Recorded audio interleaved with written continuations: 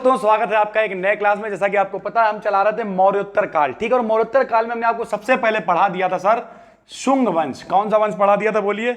शुंग वंश हमने आपको पढ़ा दिया था, ठीक है। और थोड़ा याद भी ला लेते हैं, बताइए शुंग वंश के संस्थापक कौन थे? पुष्यमित्र शुंग। बोलिए कौन थे? पुष्यमित्र शुंग, पुष्यमित्र शुंग, पुष्यमित्र शुंग।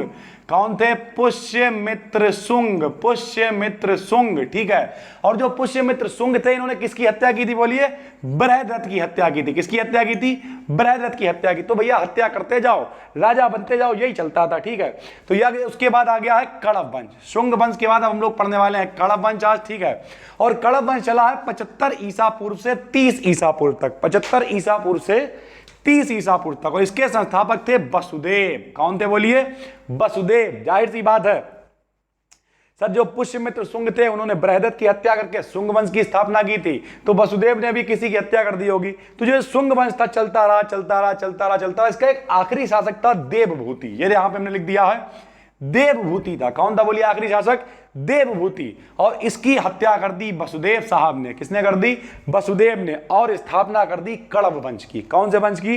कणव वंश की। ये भी आपको हमने पहले बताया था, ये जो पुष्यमित्र शुंग था, ये भी एक ब्राह्मण, कट्टर ब्राह्मणवादी था। पंडित पार्टी वाला था, अपनी पार्टी वाला।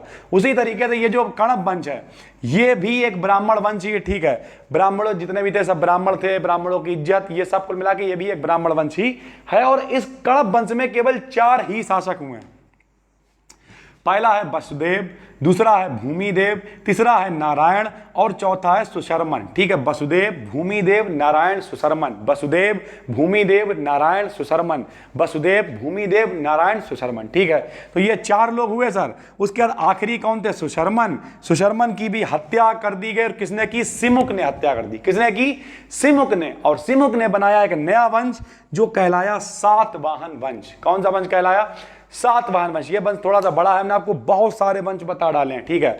आपको हर्यक वंश बताया था, ठीक है। उसके बाद कई सारे वंश हम लेते चले आए। फिर उसके बाद नंद वंश आया था। नंद वंश की स्थापना की थी महापदम नंद ने, ठीक। उसका आखिरी शासक था घनानंद। उसी समय सिकंदर भी यहां आया था। ये सारी बातें हमने आपको बताई थी। और उसके बाद घनानंद की हत्या किसने कर दी थी? चंद्रगुप्त मौर्य ने, ठीक है। मौर्य के बाद शुरू हुआ मौर्योत्तर काल। मौर्योत्तर काल में पहला कौन था? शुंग वंश। शुंग वंश की स्थापना किसने की? पुष्यमित्र शुंग ने। किसकी हत्या करके? बृहद्रथ की हत्या करके।